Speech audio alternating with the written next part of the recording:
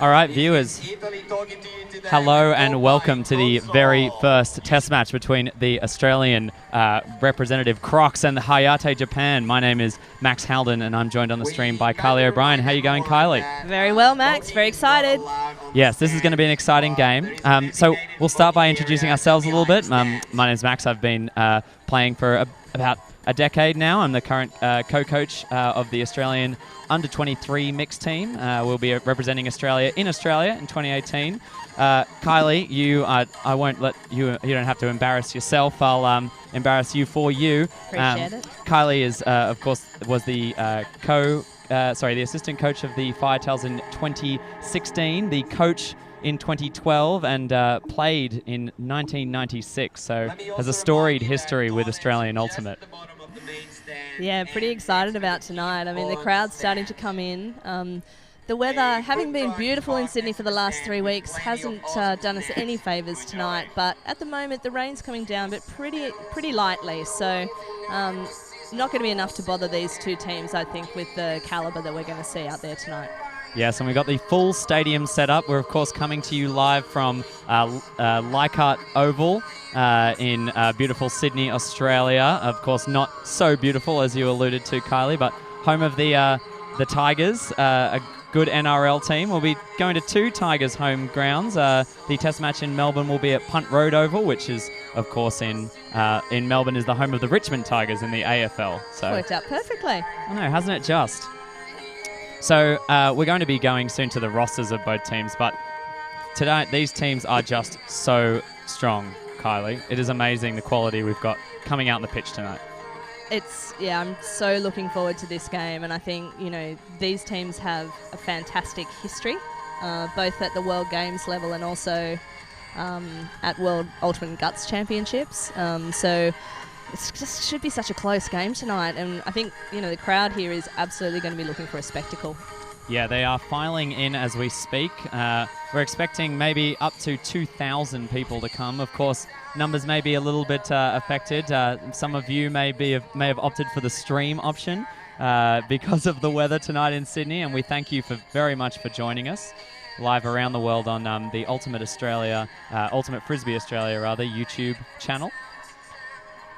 So, Kylie, let's have a chat here. The game is obviously on at 7:30. What have the warm-ups looked like for the two teams?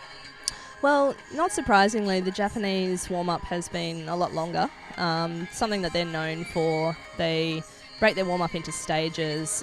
So they've been out already a good 45 minutes to an hour ago. They've just come back out of the sheds now. The Australian team has had a shorter warm-up, but still high quality and pretty intense, and that seems to be the way of Australian teams as well. Very true. Now, I'm excited to say that we're not alone in the commentary box this evening. So tonight we're joined by Rob Swan and Andrew Wood, both of whom will be taking stats on tonight's game. They'll be taking stats on both test matches. So we're going to go to them now for just a quick interview. So, Rob, welcome to the stream. How are you? I'm doing great. It's great to be here. I'm absolutely excited for this game. It promises to be a cracker. Yeah, absolutely. So tell us a little bit about, what the stat-taking program that you guys have developed. I know it's been a long time in the making. Could you tell us a little about the history of getting here for you guys? Yeah, so we're Rob and Andy, and we take stats. We are Ultimate players. We played together with Bench from Sydney. And last year in 2016 at the National Championships, we lost 3 games on Universe Point in a row. And we wanted to find something that we could do better and do different. And one of the obvious answers for us was stats. We didn't know, no one else in our club was doing it at the time. And we thought we could do it well. It's been a long road since then. Oh, that's very exciting. So, what are you guys looking for tonight? In terms of stats, what are you going to be looking at specifically that you think is going to be kind of game-defining statistics? So, it's tempting to think about the conditions and that they might affect play, but the wind is not too significant. So, And these teams are really, really good. All of these players should be able to get it done in this win. So I don't think something like number of passes is going to be too big of a factor. Obviously, we're looking for which teams have the most efficient offense, but realistically, I think it's going to come down to what are the key stats, like how many blocks can each team get to give themselves an opportunity to get a break, because these teams are going to be clinical on offense. Yeah, awesome. So, are there any other what kind of numbers are we gonna hear from you throughout the broadcast? So, our stat taking program and us, we're going to record every event that happens, every throw, every touch, every goal, and from that we can pull everything that you might expect. Touches, assists, goals are the easy ones that we've got. We're also looking at things like offensive holds, defensive breaks, and the rate at which those teams happen. Awesome. And I know if there's any particularly nerdy people out there, I know that they can actually get access live to your information. So how do people go about finding that? So the stats will be updated live on a Google Sheet that we've posted in the Facebook event, and we'll spread around social media across the game. Those will be updated at the end of every point, and so you'll be able to see that as it happens there. Oh my God, that's awesome. All right, well, I mean, Rob, we're going to be crossing to you and Andy, Rat Stats as you guys are called. We're going to be crossing to you a few times throughout the broadcast, so thanks for your time now. Awesome. Okay, cool. And as we look at Team Australia warming up, it's certainly when we talk about statistics, one very interesting thing, there'll be a quick acknowledgement of the owners of the land.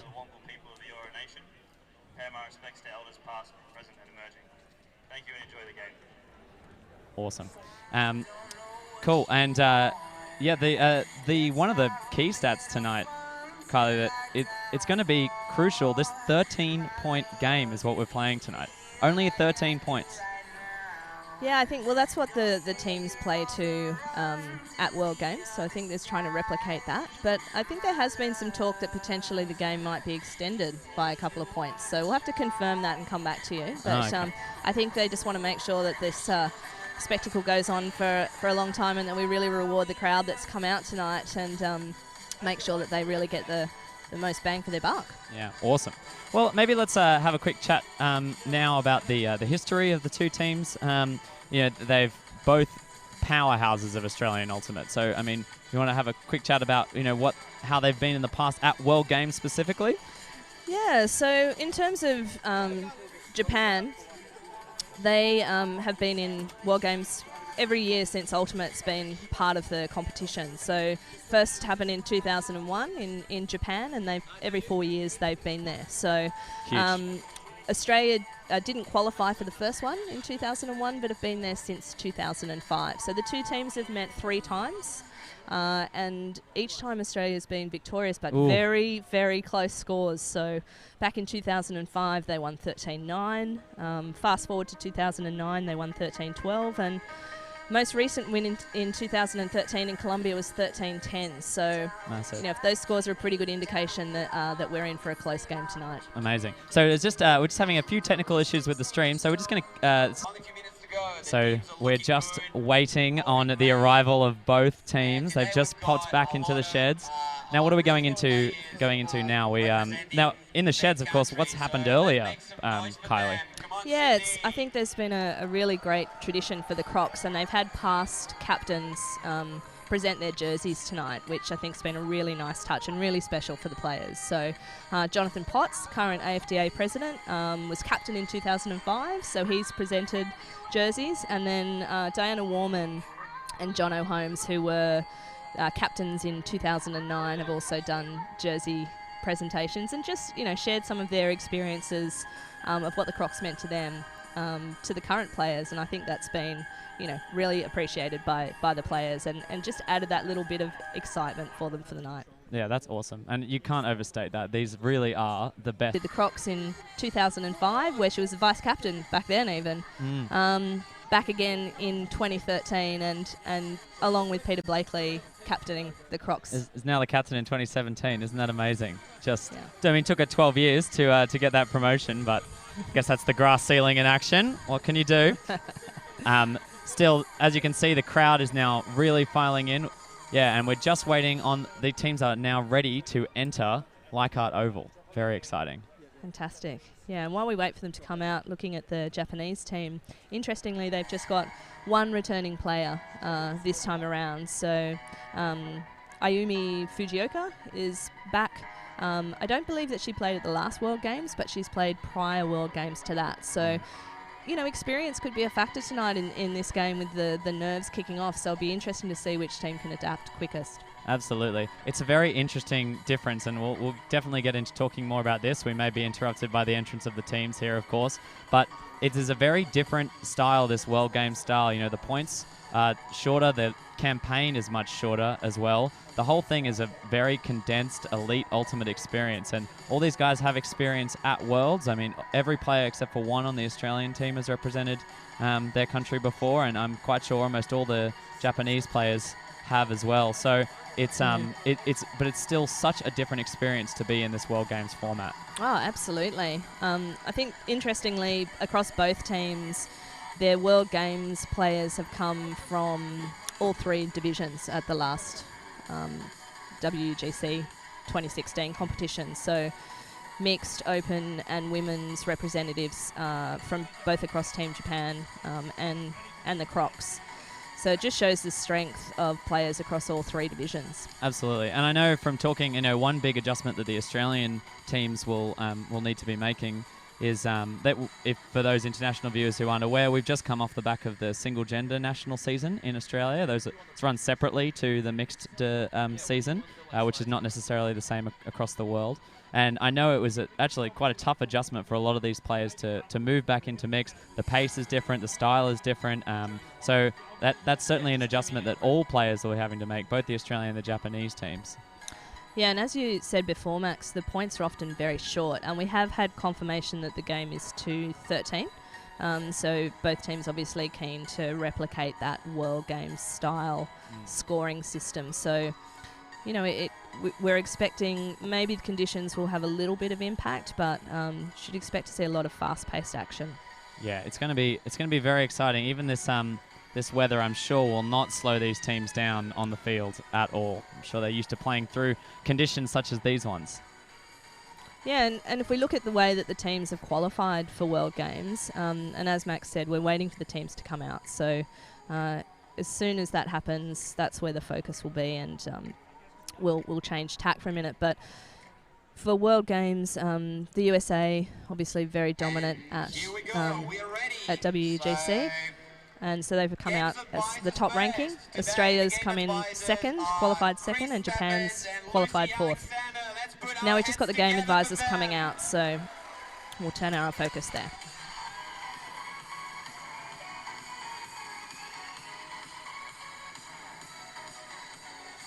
Chris Stevens and Lucy Alexander will be our game advisors tonight. Very exciting honor for those guys. From Team Japan, number 1, Harito Hashiguchi.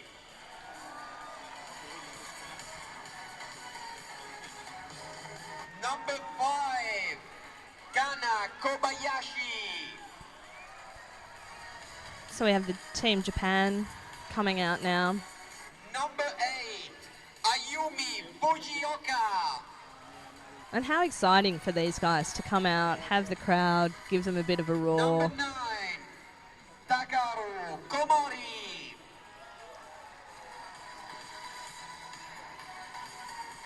Number 11, Takayuki Yamaguchi. Number 15, Saori Inoue. Oh, giving a big bow to the crowd. Bit of flair. Number 16, Tamoe Tamura. Oh, yes. Salutes the crowd as she comes in. Number 17, Risa Shimada. Tamura and Shimada are teammates on mud. Number 19, Masashi Koike.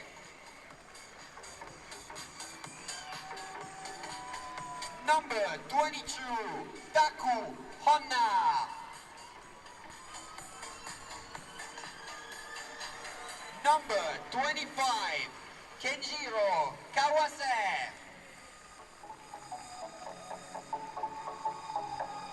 Number 12, Yuki Hirai.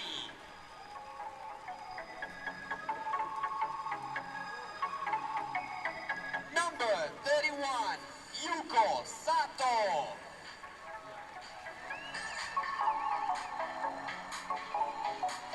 Number 39, Tamoko Inamura.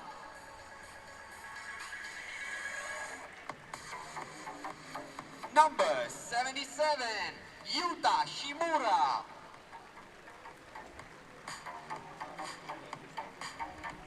Number 91, Shiori Ogawa.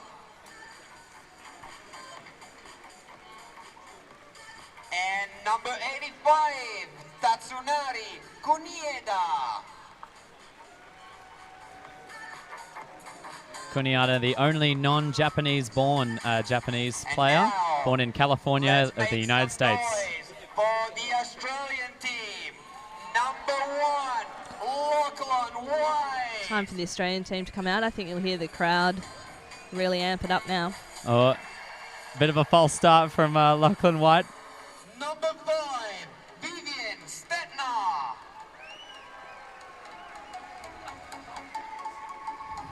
Number 6, Kalan Spielman. And here they come, starting with Callan Spielman. Number 7. So Callan's not Brandon actually playing Ashcroft. tonight, hence him walking out to the field, still recovering from injury. Number 9, Alex Prentice. And I believe Vivian Stetner will be playing tomorrow, on Sunday down in Melbourne, but not here tonight either. Number 11, Kim Sprague. Oh, Seb with the crowd pleaser. He's been practicing his Japanese, so Number 13, Rebecca Bradley.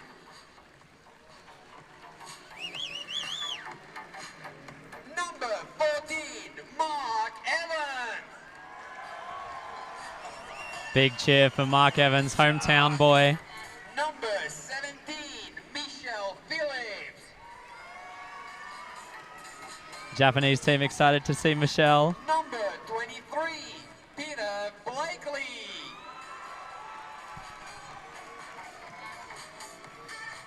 Number 25, Rob Andrews.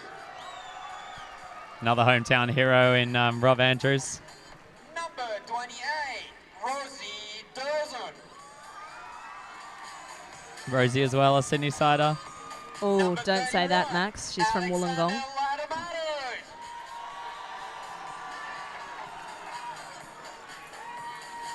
Number 35, Catherine Phillips. Number 44, Sarah Wentworth.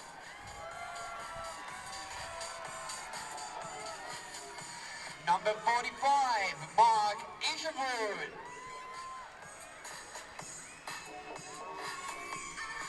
Number 53, Michaela Dignam.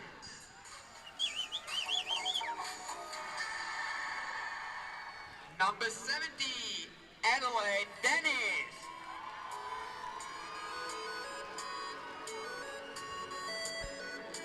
Number 85, Tom Terrett. Let's put our hands together once again for the game Japan-Australia.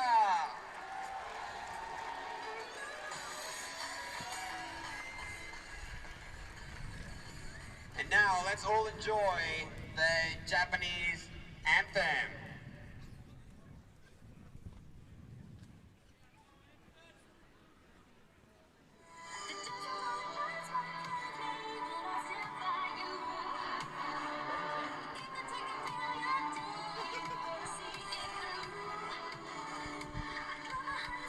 Ground announcers just trying to find the Japanese national anthem now.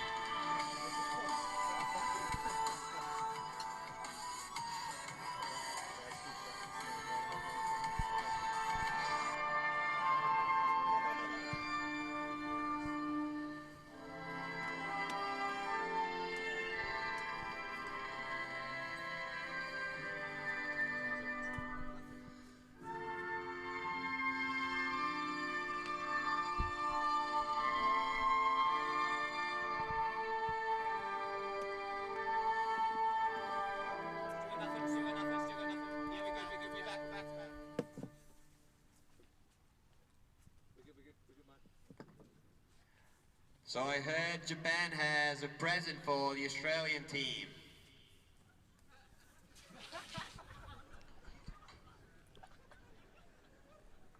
And now the Japanese team now moving across, presenting some of the Australian athletes with a disc.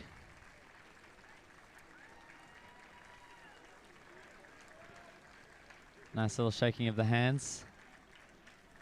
And they'll And now let's enjoy the Australian anthem.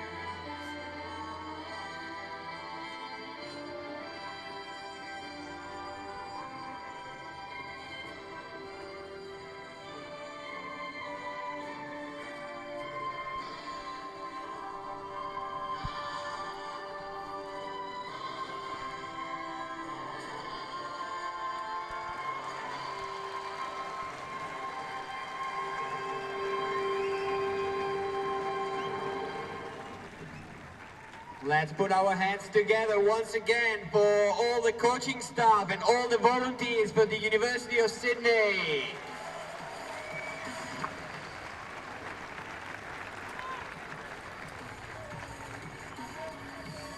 Wonderful. All right, and that concludes the official ceremony, but now the Australian team will go over and high-five their Japanese counterparts.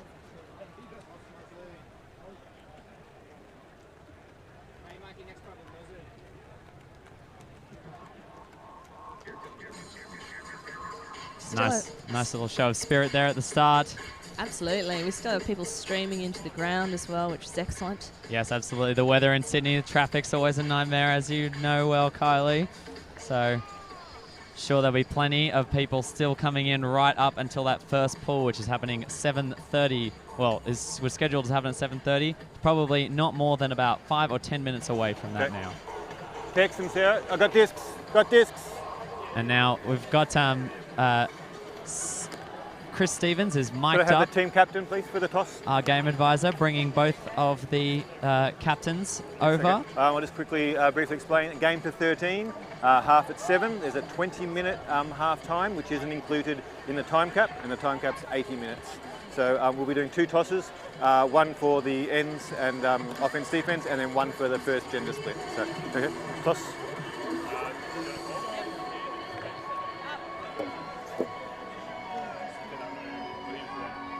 Yep. Very good.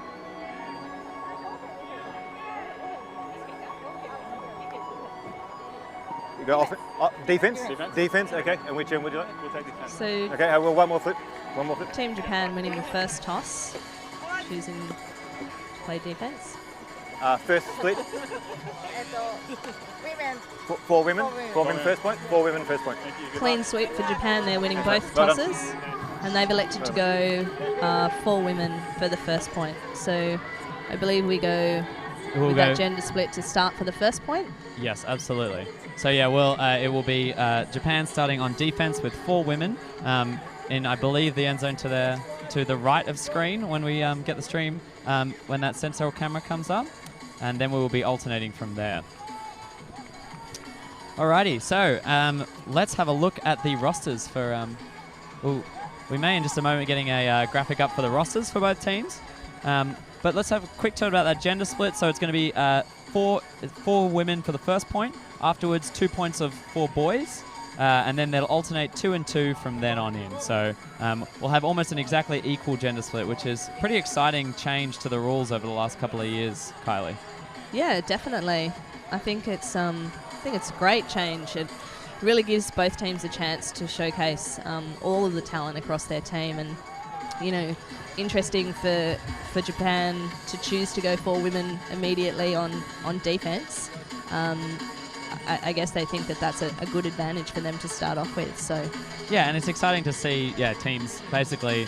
What I love about this is that it really takes it out of the hands of players to some extent, which is not something that we traditionally think in Ultimate. We think, oh, it's really good if we leave it in the hands of players, but it helps remove a lot of the biases that we come into with games and thinking about it. It just means we can stand aside, let the game occur, and really let gender equality kind of happen without having to put too much brain power into it, which I think is a real bonus. Yeah, absolutely. Just looking at the Japanese team at the moment, and I'm interested to see a few of the players not wearing gloves. This is traditionally not something that you see. Normally every player on the Japanese team would have gloves on. The vast majority of them do, but there's a couple of players that look like they're not wearing gloves, and it'll be interesting to see how that goes in these wet conditions. Absolutely, yeah. And I mean, on the contrast, of course, on the Australian team, I think we'll see very few. At the moment, it's a 0 from what I can see based on the pre-game, but that may change as the conditions either better or worsen. We'll see. But at the moment, we're expecting it to stay roughly like this most of the game. There may be spells of slightly heavier rain. There may be spells of dryness, but it's going to be a wet one. Wind tonight, Kylie, not really a factor. No, there's not too much wind out there. I think, if anything, the rain's probably going to have more of an impact than the wind. Both of these teams obviously got extremely strong throwers, and so even if the conditions were a little windier, we'd still expect it to have pretty minimal impact. Agreed. So, I mean, you mentioned earlier, Kylie, at World Games, Australia has won the last 3 meetings they've had. Of course, they only met once at each tournament. Both Australia and Japan face each other in elimination games in each of the marquee divisions at World Ultimate Guts Championships in 2016, which is pretty huge. And it wasn't a Australians didn't have it all their way that time. No, not at all. The Australian women played Japanese women in the quarterfinal, and the Japanese women were extremely strong in that game, and they were just very efficient with the way they played, and they took that quarterfinal out. Closer game to start with in the open division, where the teams met in the semi-final, but again, Japan ran away with that game in the end, and I think for anyone that saw the game that they played against the US in the final would agree that they were an extremely strong team. Absolutely. And then in the mixed division, in the mixed division, Australia had a fantastic win there in their quarterfinal, and then went on to beat Canada in the semi-final and come up against the US in the final. So, yeah, some really close tussles, and both teams have consistently performed well at the World Ultimate Guts Championships, and again, we're really looking forward to a super tight tussle tonight. Absolutely. So both teams now, Japan just finalising their huddle. We have had the hooter at the field go.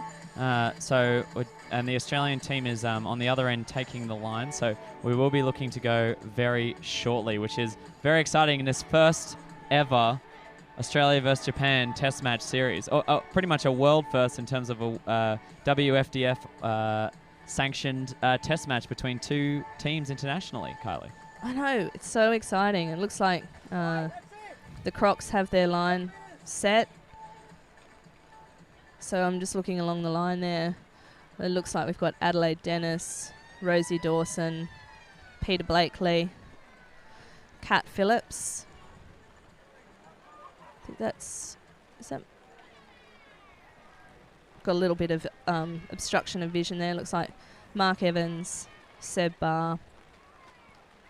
And we've got on... Yes. Well, I can talk a little bit. You got 28, 23. And it'll be the Japanese team, of course, starting on defense. So there'll be Australians. Great. So the Australian team's ready themselves. It'll be very interesting to see what Japan throws down in this very first point. Can be a real tone setter what you send. You know, a classic Australian team would probably send down a ferocious person-to-person match defense in a first point, but the Japanese, we probably wouldn't necessarily expect the same thing. No, could be anything.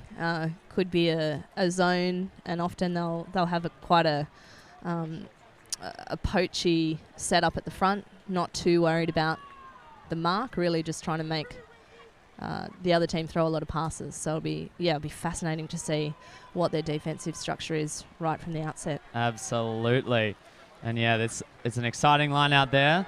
And here we go, the very first pull of the first test match between Australia and Japan. The crowd is hyped up. We're hyped up. Thank you for joining us. It's Kat Phillips, who grabs the pull. It's Sebastian Barr. It's her first move. It's out of a horo.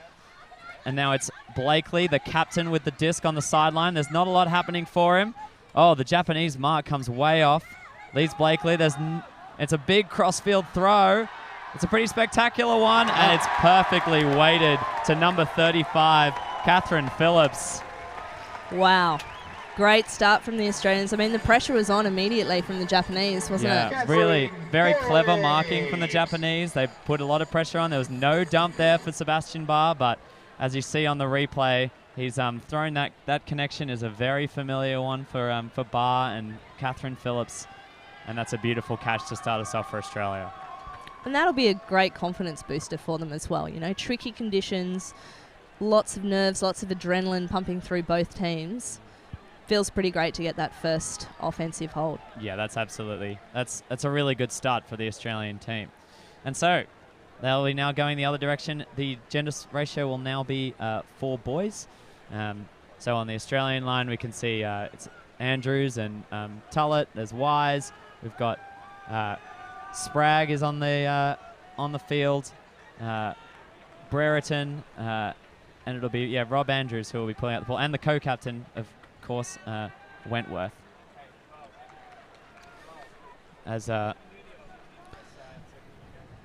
So for Japan, as we go across the line there, we can see that we've got Koeki, and I apologise in advance for my pronunciation. I'm sure it's going to be terrible. We've got Fujioka. We have number 85, Kunieda.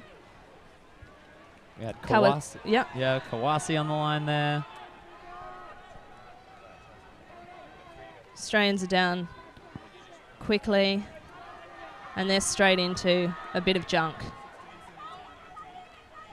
The Japanese really love to move the disc quickly, so playing a bit of junk is definitely going to be a way that the Australians will try and slow them down. Expect to see lots of give-go movements from the Japanese here.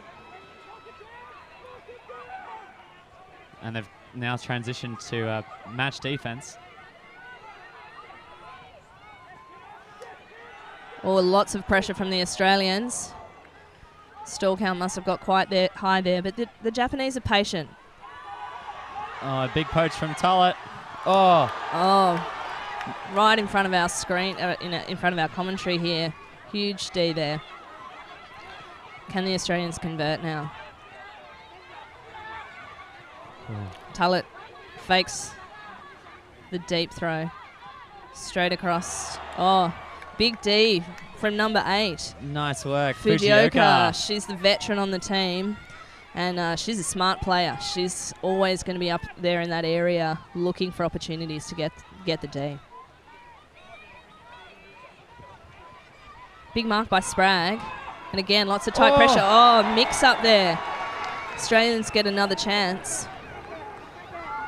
Lockie Wise hits the trigger straight down the line to Rob Andrews. Wow. Wow, Australia able to get the early break.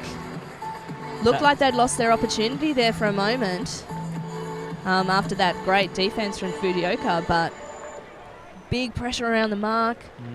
Really stepped it up and gave themselves another chance. Absolutely. The Japanese are so disciplined there. You saw that stack on the sideline. And, other teams, you'd have a lot of people in movement. They really stuck to it. There are only 2 people in movement as we watch Andrews. Smart throw out into space there. That was a good finish. But yeah, you really saw the Japanese that they stuck to that. They only had a few players in movement, and then the Australians put enough pressure on that final little dump pass. And as we said, the connections are a big factor here. Kylie, like we're gonna come back to that over and over again. I can tell. Yeah, and I think the Japanese will always back themselves to get open in small spaces, and they're very good at doing that. But, you know, the Australians were up to the task then and really just amped up that pressure around the disc. And as you said, they have a few options and they really shut them down and caused that miscue. Yeah, very, very smart work there. So it will be Isherwood now who will be pulling. We have, and it's going to be another point of 4 boys on the field. And a nice floaty pull, landing right on the end zone line. It's Japanese team fielding it to number 22. It's the same play as we saw in that last point, so quite similar. Number 17 on the far side, Shimada, is poached. They hit her now. She's got a lot of space, and it looks like now it's the mix. They've transitioned. There's a bit of a gender mismatch, but a nice cross-field pass there to Tamura. Tamura sees number 39. That's Inamura working up the line. Tempting option there, but she dumps it back. We're now in the middle of the field. They're still playing quite a loose defense, the Australians, but they'll feel like they're going to lock it on now. The 39 just moving it through their handlers, being patient. It's number 19, Kyoki. They're knocking on the door now, Japan. Oh! And a massive heads-up block. That's number 10. Oh, sorry. Adelaide Dennis, Adelaide number Dennis. 70 with the block. Huge. Oh, and a huge huck from Tullett.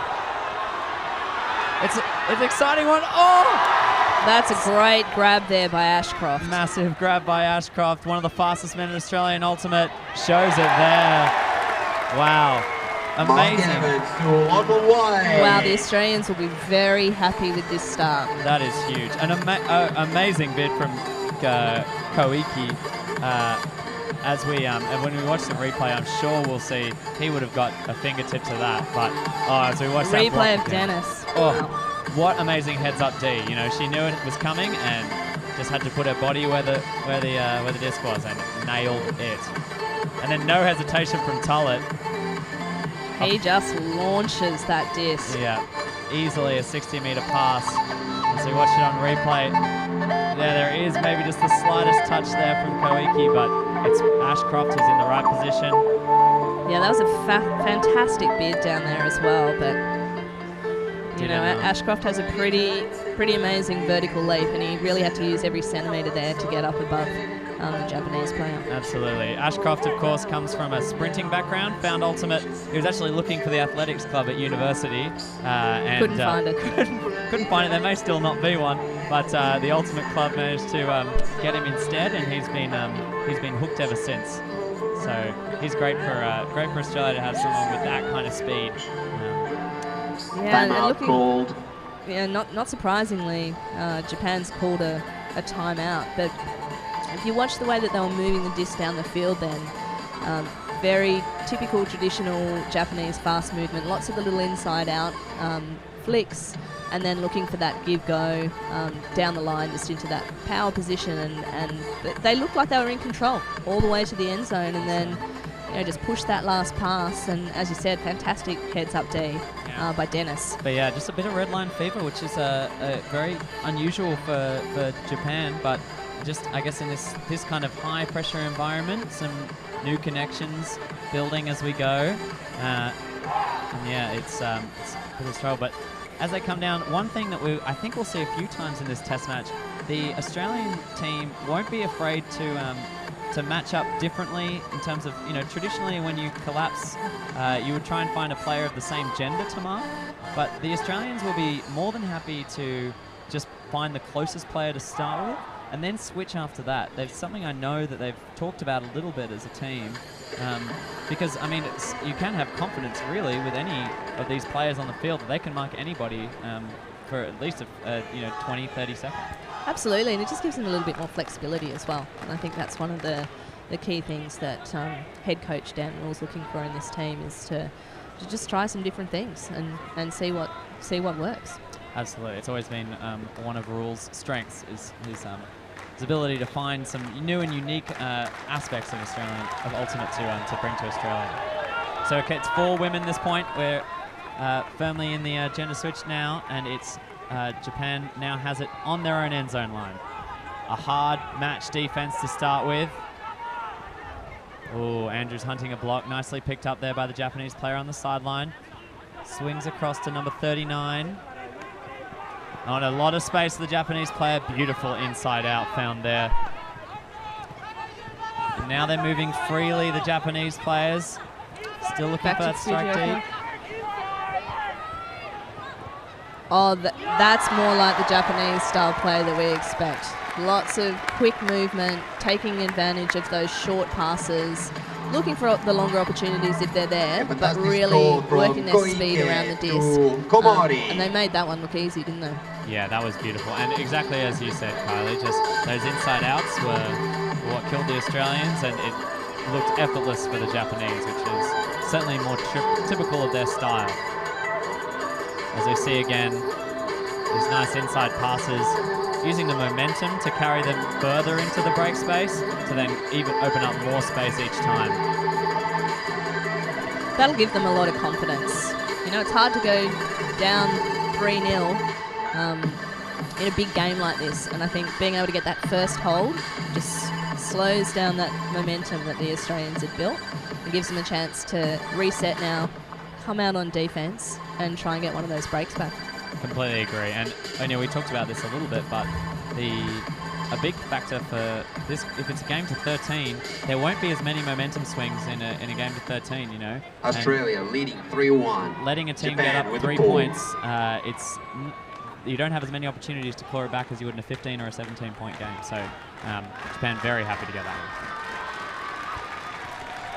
one. All right, we have Japan with the pull. Being picked up by Phillips, straight to Barr. And off to Blakely. That's a combination I'm sure we'll see plenty more of. Oh, bit of an overthrow. Oh, wow, that's a great pick up there. Foul called. Foul called. Isherwood picking up the scraps there.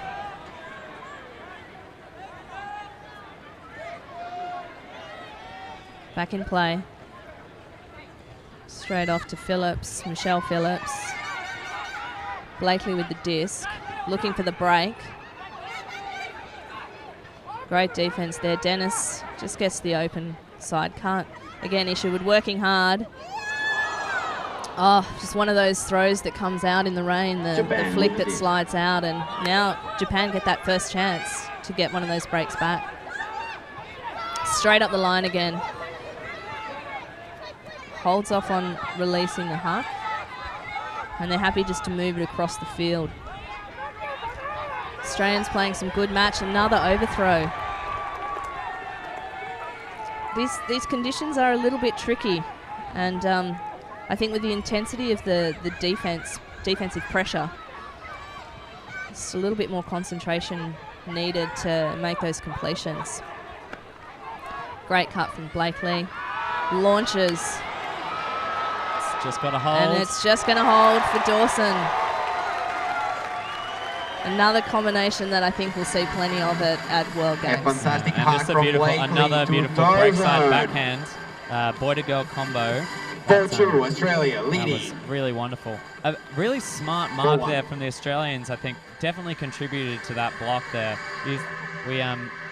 We saw Mish Phillips really stand off the mark, make it a much wider throw, and then in the end it was the Japanese player couldn't run it down because of the width. So as we watched it again, geez, out of the hand, I wasn't 100% sure it was did look staying for a in the minute. field. Yeah, it did look for a minute like it was going out. But Dawson looked like she was pretty comfortable knowing where the sideline was. yeah, really. A couple of tippy toe steps at the end there to make sure she was in. Yeah, always got to just show the crowd that it wasn't just in, it was properly in. Oh, but how about that grab from Isherwood in the middle there to keep it alive? Yeah. That was absolutely massive. And yeah, that was just one of the advantages that Australian teams generally will have over Japanese teams, just height. And of course, when height goes horizontal, that becomes length. So the length there was just a big help for Isherwood and for the Australian team. All right, so it's the Australians now with another opportunity on defense, and the Japanese looking for an offensive hold. Great pull. Beautiful pull. And that we're now moving it across. Nice little jump. They're deep within their own end zone, the Australians. Sorry, the Japanese. 26 here. Hirai in the middle. They've got 8. They can't quite find the holes at the moment, the Japanese team.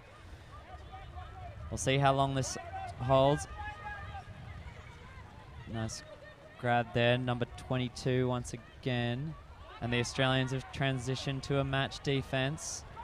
There's a lot of pressure near the disc now. Oh, floaty one. There may be some call. Foul call from Japan. And yeah, just a little bit of contact on the way through. Rob just showing off his gym work there. Yeah, just no harm, but a foul.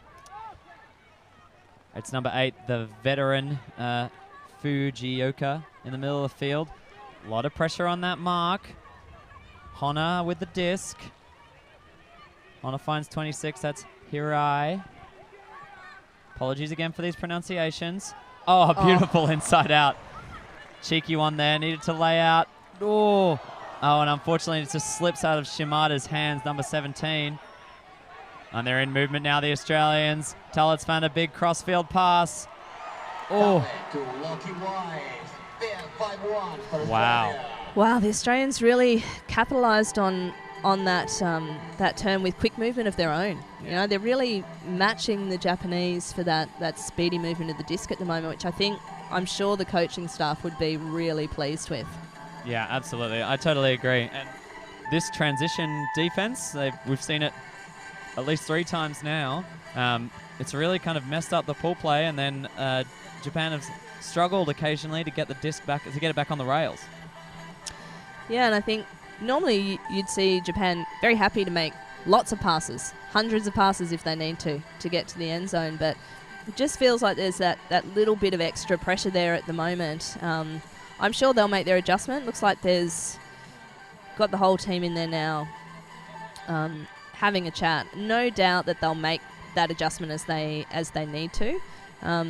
But certainly the momentum is still very much in favour of the Australians. Yeah, absolutely. Yes, Japan just taking a little bit of extra time there on that pull, just trying to reset themselves and, get it back on the rails.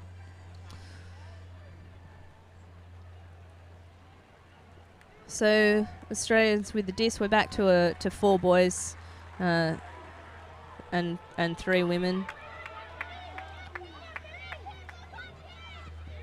Japanese set up their play again. Again, the Australians trying to slow down their progress.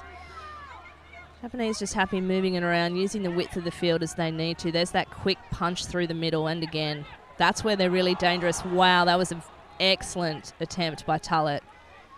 It's just slowed the Japanese players down again. Space is there when they need it, but the Australians are making them work hard for it. Right outside the end zone now, and there you have it. That'll do. Score there by Tamura. A fantastic offense for Japan. Interesting to see that once the Japanese players are able to move that disc wide and then get the Australians moving a little bit and disrupt their defensive play, that's when those opportunities down the middle are opening up, and the Japanese will take those every day of the week. Interesting to see rules switch to a strategy of just zone defense all the way down the field. The Japanese probably in the end actually quite happy with that. So that may be the last time we see that defense again, but time will tell, of course. Yeah, I mean, it's interesting because you can see that even when the Japanese team looked like they'd broken through, that the Australians were able to hold them up again outside that end zone. And then the Japanese gone back to their patient selves and being able to find those holes when they need to. Very true. And it was interesting to see that the patience in that Japanese team is very unique. You know, have available options to them in the dump space, but look for something a little bit more damaging, a little bit more attacking, and then really it's then run and gun in those moments, and then the pace just goes from, you know, from hot to cold just seamlessly. So it'll be the Australians, but that pull just sailing out of bounds. Actually, more than just sailing out of bounds. So it'll be Australia who gets the dominant position in the middle of the field. Bar walking it up now. Australians coming out in a horizontal set, but with 5 upfield and only 2 behind. As the first move comes off, it's the captain, Bar. Bit of pressure from the Japanese player, but Blakely soaks it up. Oh, and a big pass through the middle. Just enough movement from the dump to dissuade Blakely from that one. Disc is right on the other sideline now. Bar movement.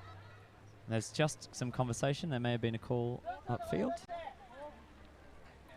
There's a pick being signaled by the game advisor in the bright yellow shirt. Disc is going to be coming back in on 3. It's number 28, Dawson, on the sideline with the disc. Finds Bar. Bar, no dump again. Blakely moving quickly. No meters gain on that one. Co-captains both cuts at the same time, but it's, oh, a nice little inside out. Back to Blakely. Him and Bar on every second pass at this moment. A little bit of traffic upfield. It's a nice little cut there. Oh, and there's just been a call upfield. It's Mish Phillips. Another big call. Number 17 with the disc on the sideline. Just be a conversation. Go back to the thrower. We're sending it back to the middle. With the disc. Just a conversation about whether it will stick with Bar or whether it's going back, but it will be with Bar. Evans in the dump position. Wentworth at the front of the stack. Now a nice little around to Evans. He does the Dylan Freechild, but the Japanese soak up the switch. Dawson back on the sideline. We've got Wentworth, but she's very open. A little bit suspiciously open. That's because of a pickup field. Big call once again. So the Australians in their vertical stack now, and we're seeing a few picks come about. Yeah, very interesting. Evans. Oh, nice layout there. Wow. Oh, and again, they're playing it in this one tiny bit. It's going to be a cram hole. They get it around to Evans. He looks cross field. There's nothing for him at the moment. Dawson, the speedster. Bar in a small space. Gets it back. They move it around. Evans has nothing. It's Evans with the disc. He's got Wentworth. Wentworth bounces it off her head. Incredible grab. But a nice grab there. Geez, that's a lucky one. Blakely now. They've been knocking on the door. This is past 10, 11, 12 in this tiny corner. Oh, and a massive layout. Wow. Bar looks at his hands as though he's got a hole in them. Evans on the mites. This Japanese with the disc now. They get an opportunity. Number 91, that's Ogawa with the disc. Number 22, Hona. Oh, and unfortunately it's Yamaguchi who can't get the speed up to reel that one in. Wow, the Japanese really increased the pressure on that defensive point, didn't they? They had a couple of close bids before they got the successful one. Absolutely, and Australia just not having many options on those big swing passes. Smart marking by the Japanese, coming around, making those passes harder, and they just couldn't cram it in that cram hole like they've had a bit of success doing so far. Hirai on the mark again. He was one of the players who was almost successful in his layout bid. Yeah, and a masterful move there from Bar to get open up the line. It's now Bar and Evans. Wentworth, who had that spectacular grab before, finds. There we go. Evans airs it out, but there's no defender in sight, so Blakely brings it down pretty comfortably. Rosie now finds Argan, zings up the line, but the Japanese defender cuts that one off at the pass. So again, happy to run these dump sets, the Australians. Oh, and a huge backhand on the forehand side. And we'll just see who comes down with it. Oh, wow. Evans. Beautiful stuff. Grab from Mark Evans. I mean, look, that's a great grab from Evans, but I'm not sure that the coaching staff are going to be loving that point. Yeah, and that's the one where the coach says, look, I don't want to take it. We'll take it, but I don't want to reward it. And again, I think a lot of that's coming from the Japanese pressure. You know, they really amped it up there. Yamaguchi with a huge D in the middle of that point. Oof. And the backhand on the forehand side, no pivot. I mean, the fact of the matter is, if you air it out with an Australian versus Japanese team, chances say that if it's a pack grab, the Australians are going to come down with it. And we talked about gloves. Mark Evans with the catching glove. Just the one glove for Mark Evans. Yeah. It's always in him. His inimitable style shows itself again. And in front of a hometown crowd, that's a great grab. He's pretty happy with that one, do you think? I think he's very happy with that. Evans, of course, me and him started at the same time at North Sydney Boys High School. And he's just gone on to really, really great things. Spent a bit of time at UNC in Wilmington, and I'm sure some of his teammates, the Seamen, will be watching tonight. So shout out to those guys if they're watching. So we're 6-2 now. Japan really looking to consolidate this offensive point. And halftime is at 7, so there is an opportunity for us to go to half here if the Australian team score. Oh, great chase down by Andrews, but Japanese team weathers the storm. Fujioka, just with ease over the top of the zone there. Wow, and another penetrating pass. They're off to the races. Yeah. Patient, just looking for their opportunities. And we can see there, despite the rain coming down, they're happy to put up those little passes, whether they're hammers, scubas. That was a really lovely throw out to Fujioka, just to give her a little bit more space. She's looking for the hammer, telling everyone she wants the hammer. Oh, and a huge reach from Andrews, making it hard. Back to Fujioka.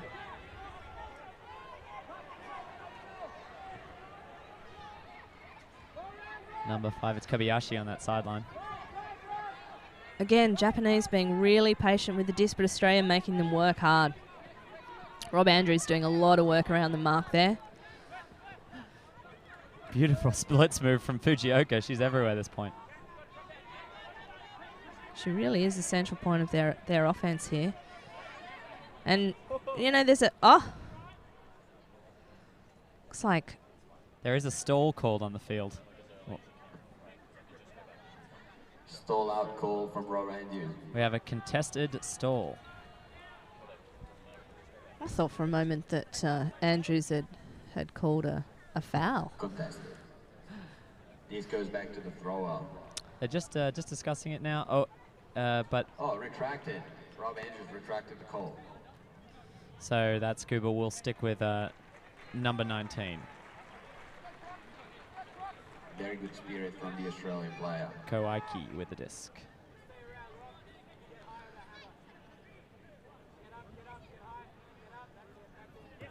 Oh, wow. Andrews' effort around that mark has paid off. Gets a big block. High forehand release. Unfortunate there from Sprague. Japan will get another chance here. And again, it's back in the hands of Fujioka. She's not uncomfortable with a high stall count, always just looking for her options.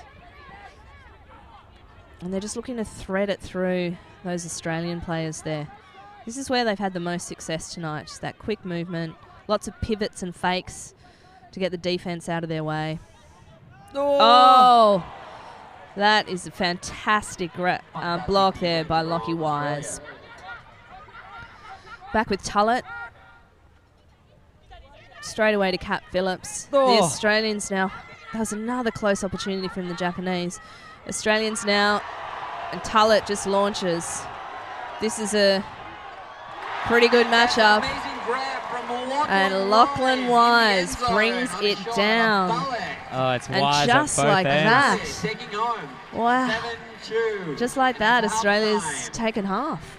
That was a serious point. Both teams with good opportunities, good blocks, and also good pressure building opportunities. Japan had the disc on their end zone line, and that's a huge score. I mean, the difference between 6-3 and 7-2 to come out at half and to come to for the Japanese team to now be looking at the scoreboard, having to make up a gap like that in the second half, it's a massive difference.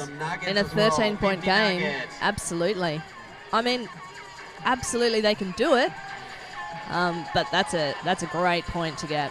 We're just seeing again. This is going to be the hand block, I believe.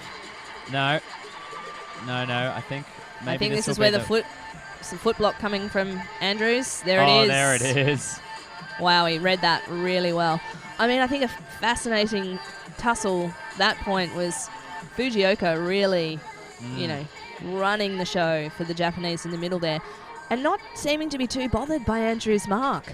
A little bit of a differential there. I love that she's still got a grin on her face even after throwing that to intercept to Lachlan Wise. Oof.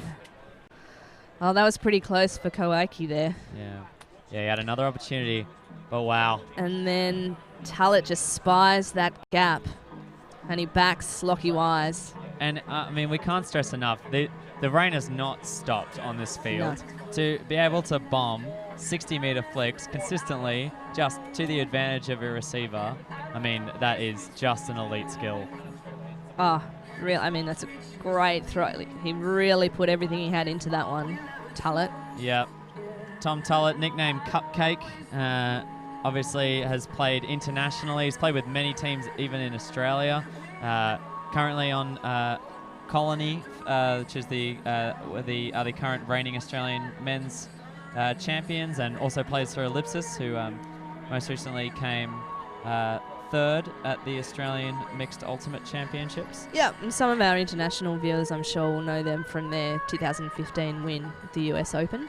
Yeah, absolutely. And I believe that there's 7 players from that team on this Croc squad tonight. So, yeah, there's some players that have got some chemistry there already. Yeah, it's really showing tonight. Yeah, that is just absolutely huge. And yeah, I mean that's a big factor here. And we talked about the fact that they're moving from the single gender season to the mixed season at the moment and playing mixed. I mean, we're seeing a lot of the connections, a lot of the really strong connections are coming from those teammates who are playing, who've been playing a full national season, 6 months almost together at a really elite level. That's really benefiting the Australian team at the moment. I mean, I've been pretty impressed with the quality of the ultimate tonight, given, as you said, that rain just hasn't stopped. It's not absolutely bucketing down, but it's pretty steady. Yeah. And it's enough to bother players in normal conditions, but these guys are just elite athletes, and the quality's been excellent. As we see some highlights from the first half. Yeah, just a really smart defense early on there. Nice bid from Ladamados, but it was Tullett's very smart heads-up defense just to kind of stand the lane, make those passes harder. We saw a few of those. Fujioka really just, I mean, on defense, on offense, has been so important for them. She's also, I think she also played that 1996 Worlds with you, Kylie. 1996? So, I know. No, she certainly didn't, but she has, she's been playing for a long time. You're right. She actually started in 1997. Yeah. Was her first year playing Ultimate. Yeah. And she's the oldest person on the Japanese team, and cool. And she's represented Japan 2 times at World Games and 5 times at WUGC, the premier event for the for WFDF. Yeah, and her experience is really showing tonight.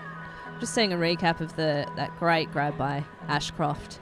Again, it's been impressive as well, even though the Japanese players are often giving away some height to the Australians, they're still very much in the contest with those deep throws. Absolutely.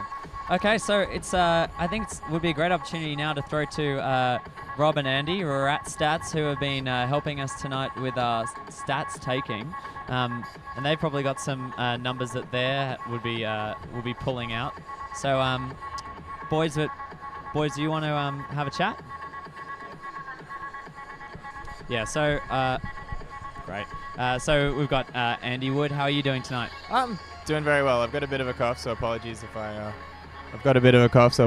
I splutter everywhere. But we've been taking stats, and I guess the main one that's come through is just that the Crocs defense has been really firing well. So they've converted 66% of their defensive points.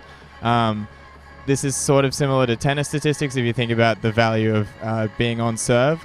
The Crocs have really just done a great job breaking there. So they've held all of their offensive points and have converted 4 of their 6 defensive points. And the flip side of that is just that Japan have been having a bit of a struggle the other way around. So they haven't converted any of their defensive points, and they've only held 2 of their 6 offensive points. So that's really the story of the numbers there. Yeah, that's fair. Are there any other stats you've been pulling out? We've had a bit of difficulty just with the pace of play, so we've got some numbers tonight. Yeah, it's much faster than a regular game of Ultimate, so we've had a little bit of issues with the data entry on that. So the numbers basically tell the same story, which is just that the Crocs are retaining the disc more efficiently, so they're connecting on more of their passes, and that's obviously converting into more goals scored. Awesome. Well, thank you, boys. We'll be checking back in with you at the end of the game. So keep having a look at that Google Doc if you're a massive nerd and like stats like that. We're just watching some more highlights from the first half. And it's interesting to see that formation of Japan when they come down on offense. They're very bunched around the center of the field, and it's almost like they fan out from there. And I haven't really seen them looking deep.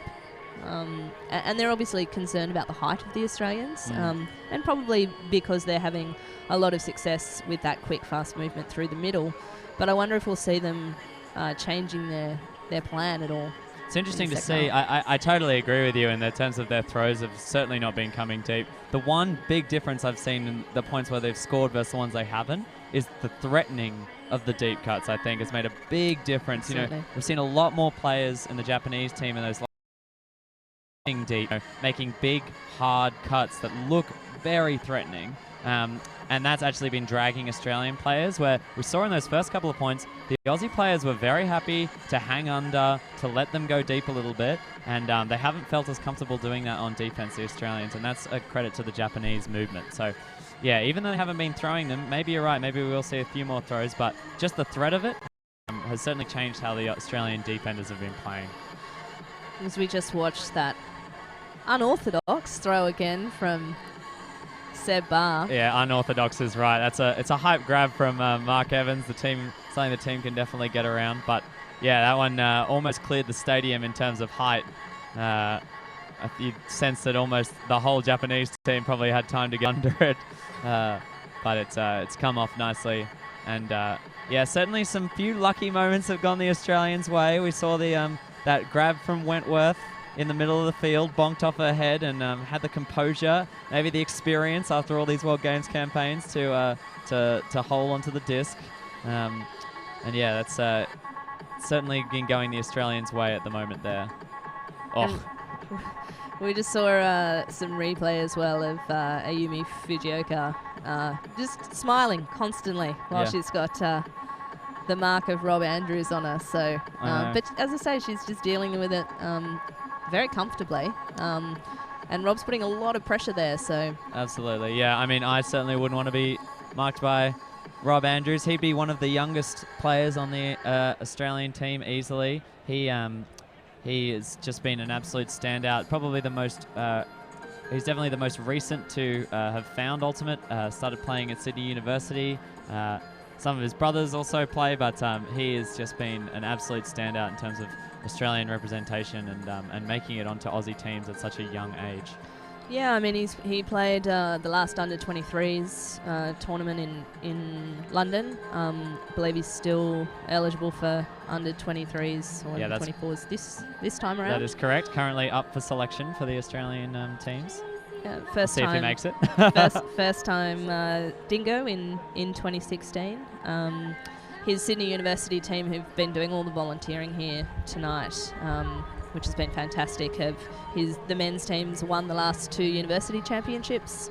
Alex Ladamados also on that team. So absolutely, and both Frisbee players, of course, exactly. Current 2-time defending Australian national mixed champions. So they've played together for pretty much their whole ultimate careers almost. Yeah. So they're really having a glut of success in ultimate, and it's good to see that even with the levels that Rob's playing at, he still cites being the current champion of Manly League as one of his greatest achievements. So, keeping it local. Shout out to the Manly Ultimate community if you're listening tonight. Yes, absolutely. So good to have them.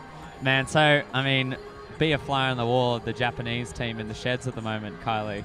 What are they saying? What's the pump-up speech like when you're 7-2 down? You got to come out in the rain and try and make up this gap against a hometown crowd. Yeah, I think, for them it's all about execution. The challenge that they have at the moment is the Australians are just really on a roll, and they're not giving them many opportunities once they lose that disc. We obviously don't have the stats in front of us, but I think there's only a couple of times where the Australians gave the disc back to the Japanese. And as you said early on, not even just early on, throughout that first half, there was a bit of red line fever. So the Japanese do a great job of being patient, working it all the way down the field, and then just not being able to convert that last pass. And I think a big part of that is a testament to the Australian pressure on defence, which is really not giving up and making sure that the level of pressure increases as they get closer to that end zone. Yeah, absolutely. I know they definitely. We've seen it multiple times. One of the Japanese scores came on that zone defense that was held throughout the whole field, but Australia has been very nuanced in terms of changing their defensive attitude and changing their defensive look as Japan has moved throughout the point and through the field, and that has really disrupted Japan. It's only when you've seen Japan get into a bit of a rhythm that's really changed in their favour. So, I mean, if Australia can keep keeping Japan unsettled, this may be a bit of a short night, Kylie. Yeah, I mean, it'll be interesting to see what happens. I know talking to head coach Dan Rule before the match started, he's very much looking at these 2 test matches as an opportunity to try out some of the different tactics for World Games. Bearing in mind that the Australians in the lead-up have had 1 selection camp, which happened back in the middle of March. And then since then, we've had our national season, which culminated at the end of April, the single sex, as you were talking about before, Max. And since then, the Australians have just had the 1 camp together. So this is obviously hugely exciting for them to play in a test match, but at the same time, Coach Rule and his team will be using this to really try out and see what's working for them against a high quality opposition. Absolutely, and I think he'll be happy to maybe have a buffer here to try out a few more of those strategies, see if he throws out anything a little bit new, whether he holds on to it for, of course, second test match, which we have coming up in 2 days' time down in Melbourne at Punt Road Oval. If you are watching this stream from Melbourne, make sure you've got your tickets in advance, and you can find those on the Australian Crocs website, which is www.aussiecrocs.com.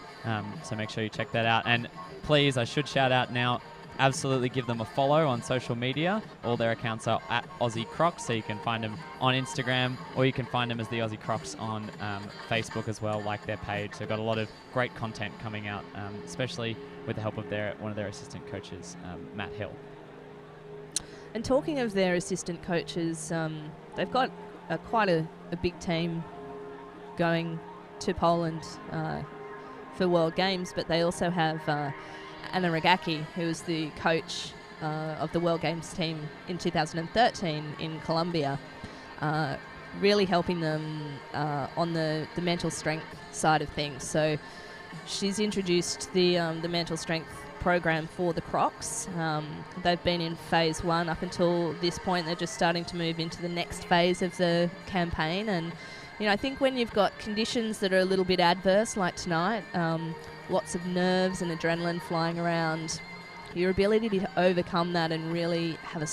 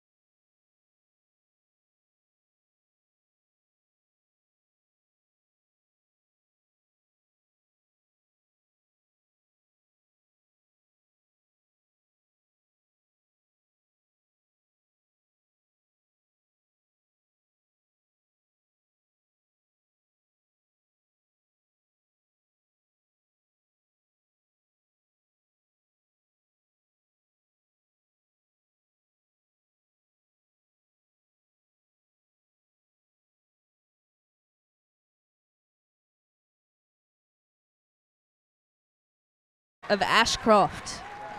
Australia Beautiful grab from leading Ashcroft. 8-3. I mean, again, the Japanese really looked like they were slowing the Australians down, and as they've done over and over this match, the Australians just look for that deep shot, and at the moment it's coming off on them. Totally. And I mean, you would say, you know, you can't leave Bar unmarked like that. To be honest, as he showed before, he'll throw a backhand from any position on the field, whether there's a defender right on him or whether there's no defenders within 10 meters of him. But he was happy with that one, and maybe with that extra time, that shot to Ashcroft. They're both Heads of State players. Shout out to any Heads of State guys who are watching tonight.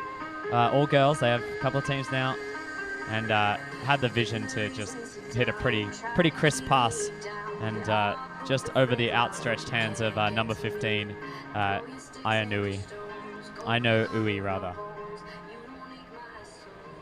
So the Australians able to consolidate again on offense. So. Yeah, and I mean, you know, we'll see, you know, maybe at the end of the game we'll get some stats on this, but time on field, it makes a massive difference. And when Australia can score I mean, certainly we're slowed down, certainly through a few passes, but in quick succession like that, I mean, that puts a lot of pressure.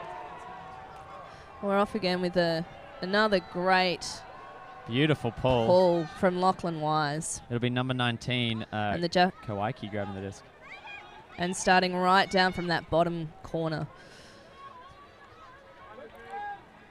Australia with a lot of resources around the disc. And the Japanese, again, just happy to keep moving with those short, sharp passes.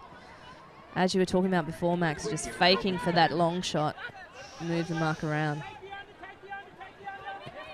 Oh, and they just come in at exactly the right moment. Oh, big mark from Dignam here. Oh, Fujioka again, and she looks long this time. wow. Fantastic That grab is for a beautiful Tamura in the pass. end zone. What vision there from Fujioka. Yeah, I mean, really waiting for an opportunity when there's, no tall height in the end zone. Good separation. And a beautifully weighted throw. Yeah. And, we talked about this at halftime, that with the Japanese players come out and try a slightly different tactic. Seems like they're prepared to take a chance on that, and really it's going to come down to, can they get any of those breaks back? Certainly. Well, I mean, yeah, Fujioka there, obviously, she has license to do whatever she wants, and fair enough with shots like that, and how she's been controlling the disc through the middle. Looks fairly unbothered, has been one of the only players unbothered by the Andrews mark, and it's nice to see them Japanese convert a point there. Oh, so yeah, and Tamura with a beautifully timed cut deep. She really saw that opportunity coming from Fujioka and took it. So as we say, Kylie, this is where every defense point for Japan is absolutely crucial. You've just got to assume they hold their offenses from now on, and to make it back, they have to start getting the conversions here. Both Phillips on the Australian line, and it's Kat who's the one fielding the pull, who centers it to Bar. Bar, a lot of space. They wait for the defense to set up. Blakely, beautiful inside move there. 31, poaching in the lane. Nice grab there from Phillips. It's Kat on the sideline. Throws nicely. It's Dawson who has the disc. Looks upfield to the other Phillips. It's Mish. Happy working it in this very small space at the moment. Phillips pivots around. Blakely again. Oh, and a nice little inside. Taking a page out of the Japanese players' books. Ashcroft. Wow. With a hammer. To Phillips. The first hammer to score that we've seen in this game. But in the end, made it look easy, effortless almost. Absolutely, and I mean, he really had great vision there, because that throw was into a lot of space. And, when you've got a wide open throw, Massive. back yourself, and that's what he's done. Yeah. Australia very happy to work it, and that Blakely inside flick, of course. Really nice pass. And like you said, they were working in quite a small space initially up this sideline close to us.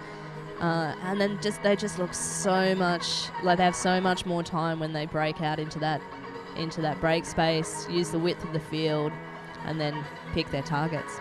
They just have such confidence at the moment in this point in their primary players coming off and in their dump to be able to get open in 1, 2, up to 3 seconds, because it means that just gives them another 2, 3, or 4 seconds to look upfield. And that's what you saw a few times, those upfield passes. They got 15-meter passes, whereas other teams would start to look to engage the dump earlier. Crocs are happy to sit it out, find an upfield option that was maybe a bit later, because they trust their dump to get open. Slow clap for the pool. Crowd getting involved now with a slow clap for the pool. I mean, obviously it's a primarily Australian cheering crowd here, but they want to see a contest, so they're going to be absolutely cheering for the Japanese to get back involved in this one and really make it a... Yeah, and you saw a big cheer, of course, when that Fujioka huck went up. Another beautiful pool from Australia. Nice chase down there. 22, Honor with the disc in the middle. Oh! And we'll see what happens here. There was a pick called. There's a pick call. The big happen before the throw. Everyone This goes seems back to the thrower. quite happy for it to be... Oh yeah, before the throw, so it's back to the thrower. Koike from the Osaka Spirits with the disc on that sideline.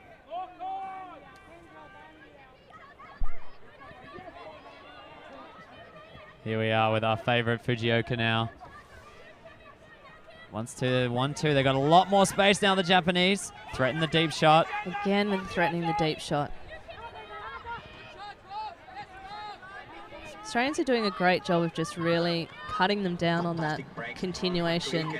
But then the Japanese just go back to their bread and butter, which is those inside passes to hit those breaks, and then they just work it in. Yeah, Kuniata, the American-born Japanese player there, finishing it off nicely to Kobayaki. Kobayaki, one of the highest stats getters at the World Ultimate Guts Championships in 2016. She got a total of 13 stats, 8 goals and 5 assists, so she was crucial for that women's team. Yeah, you can see why with just a perfectly timed cut. Leading, but just Japan is not giving up. Nice Still speed. a completely open match. Yeah. Very, very nice pass to finish it off there. Absolutely. Geez, and the rain has eased off a little bit, but it just hasn't stopped. So a lot of the Australian players playing with the black, the sports lines, the tar under their eyes. See the mascara starting to run a little bit, but it's just the sky tears, not the tears from their eyes at the moment. So we find ourselves a point closer and seeing whether Japan can get that elusive defensive break. Yeah, this will be, again, every single one of these matters so much. Once again. Straight to bar in the middle of the field. Yeah. The Japanese mixing up their defense a little bit. Not a lot of pressure on the two handlers here, but looking for spaces. Phillips with the disc. Out to Evans. Characteristic turn for the Australians, and now the Japanese team gets their chance. Oh. Good pressure from Barr. The Australians right on the heels of the Japanese team, but again, they... Great defense from Australia. Good peel off the back there from Phillips. Saw that coming. Oh. Great bid by the Japanese player, but Ashcroft able to get it. Nice. The Australians just looking a little bit unsettled now. They want to get back into their rhythm quickly, and there's Barr. Geez, that one's going to be a close one. I think that was... Cat is calling it up. It's called up. Okay.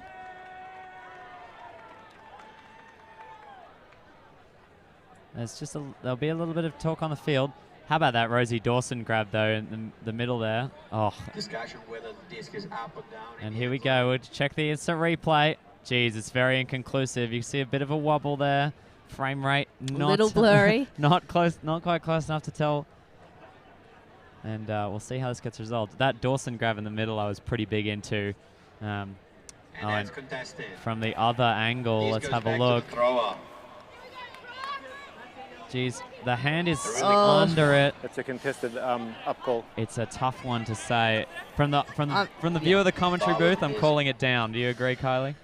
Yeah, I'd have to agree with you there. I mean, I think very close to call. Hard to see on the frame there. I think it's fair that one's at least going back for a rethrow. Yeah, the hand is nicely under it. And Barr just throws the same throw, and as we've said a number of times tonight, Barr to Blakely. there you go. How about that? Oof. So that's a tough one for the Blakely with the score. Japanese team. Yeah, I mean, in the moment, you if you think you caught it, you got to say you caught it. But yeah, the Japanese with an opportunity there, they got a block, they had the chance, they couldn't convert. And they did start to look for that longer throw again. Slight overthrow there, and Kat Phillips, ever ready at the back of the Australian defence there, just peels off and picks it up. Yeah, Fujioka was making that deep cut and had taken Phillips with her, but in the end that upline pass was just way too far out into space, and Phillips, the great heads-up defender that she is, picked it off fairly easily in the end. But yeah, some nice grabs in the middle of the field there. The Dawson set to grab just kind of went over her head. She just knocked it up and then put it into a favourable position for her. Really like that. Some huge bids from the Japanese. You can tell that they want to get back in this game, you know. That the transition maybe there just happened at not quite the right time. They left a big gap behind them, and that gave Australia a few easy passes, unfortunately. So it's a Japanese offense this time, and another excellent pull. This one right on the close to the commentary sideline. Japan moving it, number 19 there with the disc, Koike. It's back across to 22, Honor.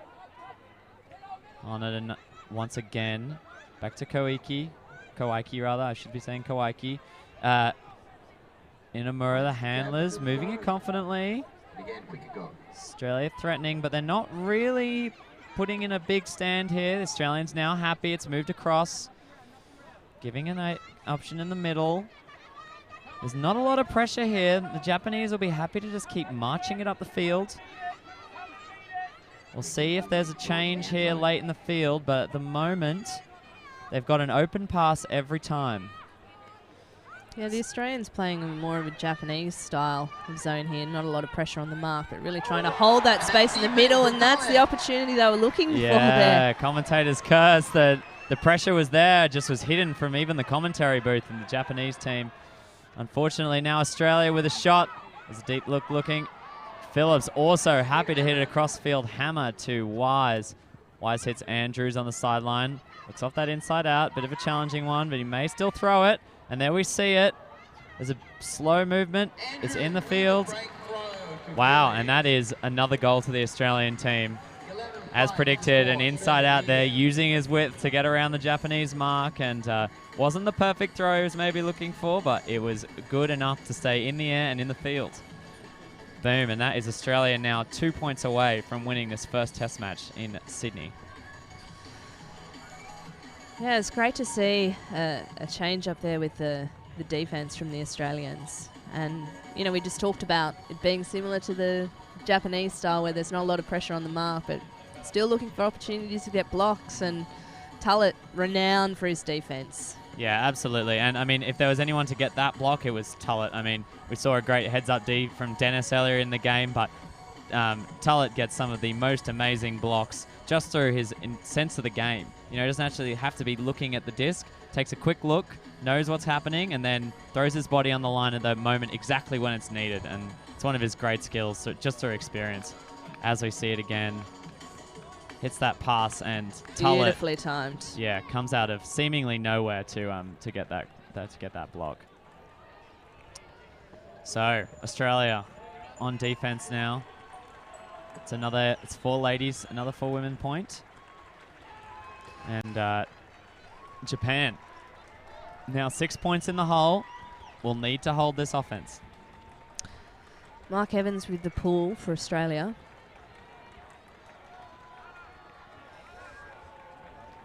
Japanese team signal their readiness. Good pull from Evans, forcing the bounce for the Japanese player to pick it up. Another hammer. She's just so comfortable throwing those into the space. Again, we see this situation with the Japanese players happy to move it around and being forced to keep it nice and shallow by the Australians. Lots of passes for not much distance. We know they're just looking for 1 or 2 passes so they can really start to penetrate through that zone. Australian defense here, very interesting. Kind of moves as the field moves. Japan getting into a little bit more flow now. Just not quite able to find that rhythm that they usually work with. Australia almost just got 4 pretty much square across the field. And yeah, really nice little zone here. Bit of pressure as Dawson runs over to contain it. Yep. Inamura again with the disc. Oh, push pass like it's nothing.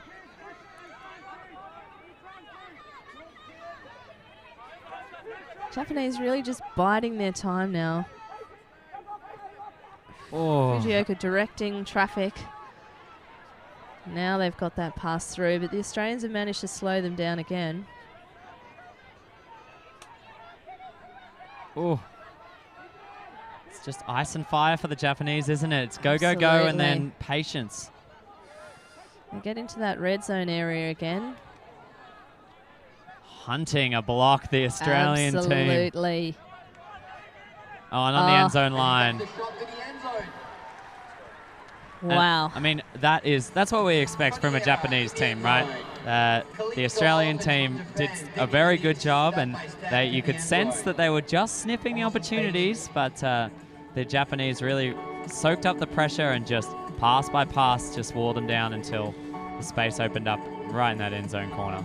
Yeah, and I think with that point in particular, Japan really managed to ride those tempo changes throughout the point. So as you said, they're moving the disc quickly and then they get slowed up and they're able to be patient and then get moving quickly again. And I think perhaps that's what's happened with a few of their other points tonight. As the tempo's changed, they haven't quite been able to adjust, and that's where some of the turns have come. So yeah, that's more the style that we'd expect to see from them. I totally agree. And I think just that in terms of that tempo and that rhythm, the Australians have been very good at upsetting that Japanese tempo and rhythm, and the Japanese in turn have not been particularly good at upsetting that Australian movement. So, I mean, that's been really the story of the night, is that rhythm and flow, and at that point, the Japanese really hit their stride. Absolutely. Oof, and this may be another bricked pull, unfortunately, from the Japanese team.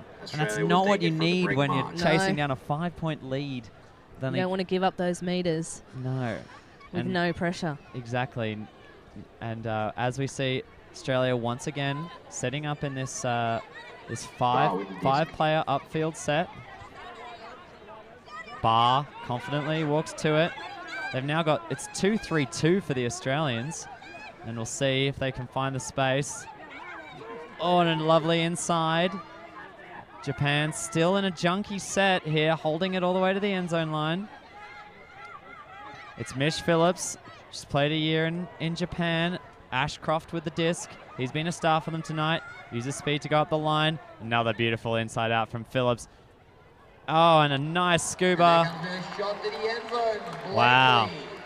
And yeah, really, Australia displaying exactly the same patience and inventive throws that have been that we would associate with Japan, but they've been the ones who've been demonstrating that style tonight really excellently. And I think because of their consistency tonight, and their reluctance to give Japan the disc, that's forced Japan to keep trying to change it up. But the Australians have just adapted to the changes. They've looked for the deep shots when they've been there. But if they've had to play short, they've been really comfortable doing that as well. And that makes it really hard for the defensive team when they're able to adapt to different styles with relative ease. Yeah, absolutely. We talked about it at the start. The scoreboard says 11, but it's now 12-6. And we talked about it at the very start. It's just like this game's to 13. Make it challenging. You may only get one strong momentum shift in a game. Whereas in a game to 15, you could expect 2, maybe even 3 or more. In a game to 13, you just can't expect that many more. And that's certainly been the story tonight. The Australians have had it almost all their way at this stage.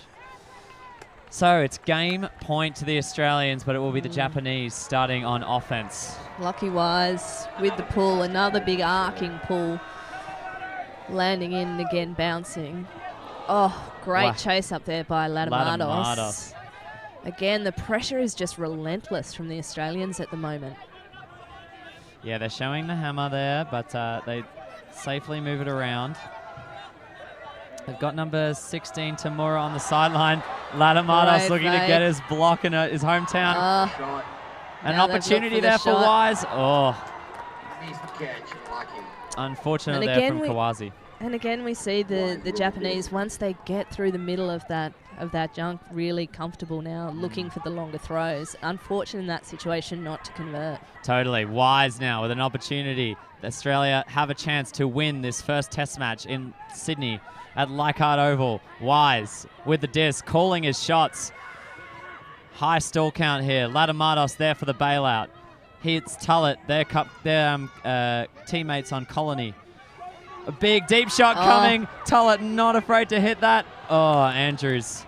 Even Andrews, who's was one of the fastest at the under-23 camp last weekend, can't reel it in.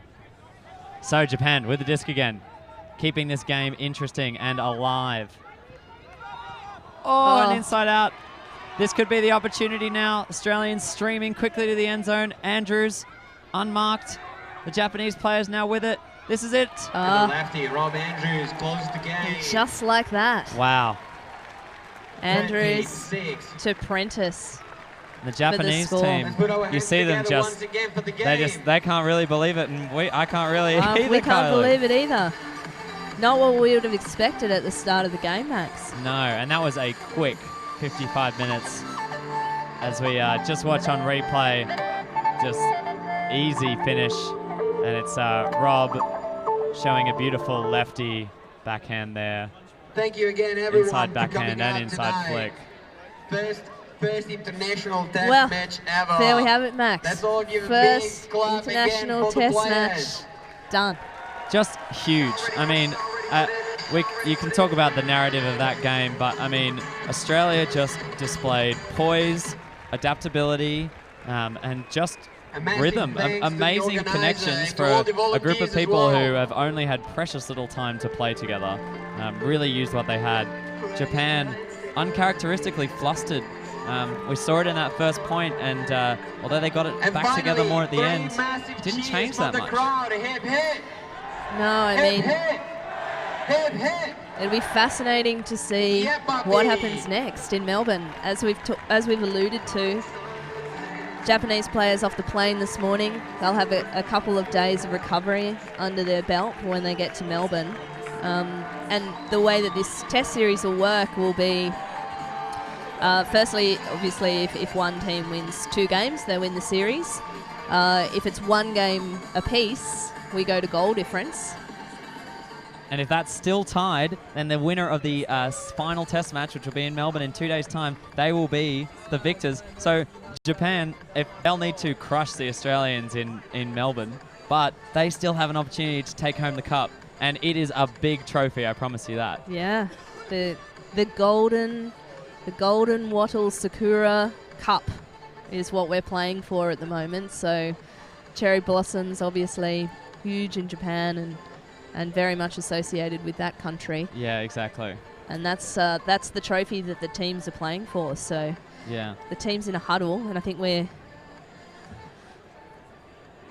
sure if we're able to get in there and listen to what's happening in the No, it would be very interesting to see. We'll get a final view from after the Spirit Circle. We'll have the presentation of the Golden Wattle Sakura Cup, and we'll get a let's have a chat now to Andy Wood, who is one of our stats takers this game. Rat Stats, Rob and Andrew, and Rob and Andy take stats. Now, what was your impression? What are the big stats you see coming out of this game, boys? The second half was very similar to the first half, I'd say. So the Australian offense throughout the game was perfect, so they never actually were broken. And then their defense continued on, so their defense ended up with 6 breaks out of 12 points. That sort of comes through in the possession statistics as well. We missed some passes just because we had some difficulty with the line calls, but Japan ended up throwing 170 passes throughout the game, whereas Australia only threw 120. So you can see that that's sort of just a much more efficient offense there, and really is a testament to how hard the Crocs defense was working throughout that game. Yeah, certainly something we'd say it would be indicative of a Japanese style is to throw more passes. But still, you talk about time on offense, and a big part of that would be touches. So just having to put the same line on a few times for the Japanese team, I'm sure made a big difference. Yeah, especially just for the pace of this game. It was going at a rapid rate, and you could see how hard the players were working on the field, and having to throw more passes as the game goes on is obviously going to lead to some more tired legs. So, yeah. Yeah, huge. And you'll be joining us, of course, at the Melbourne Test match. Yes, we are coming down to Melbourne. We're very excited to be getting flown down there to do stats. Awesome. And yeah, we'll see you there. Awesome. Thank you so much.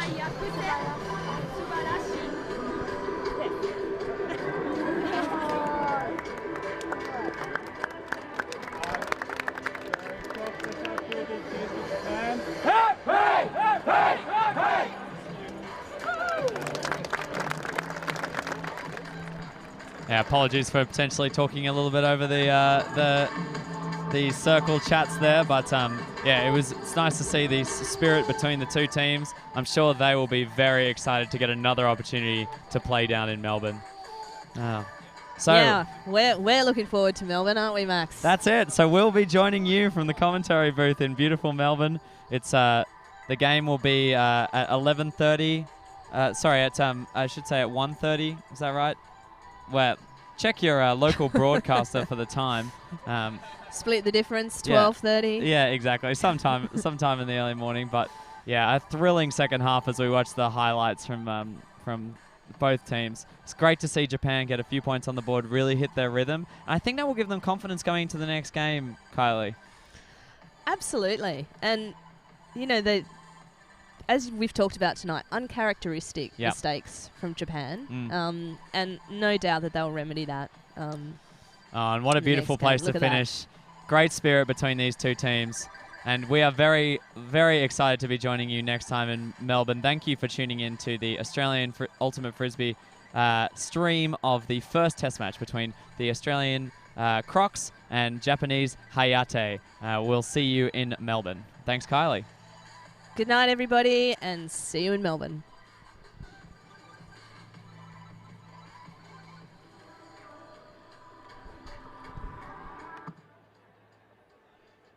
Don't forget, everyone, to watch the streaming on Sunday morning. It's going to be the rematch, Japan versus Australia. And everyone, come out to the Golden Orange Groove Hotel, Marlene Road, 800 meters from here. Street deals for drinks and food.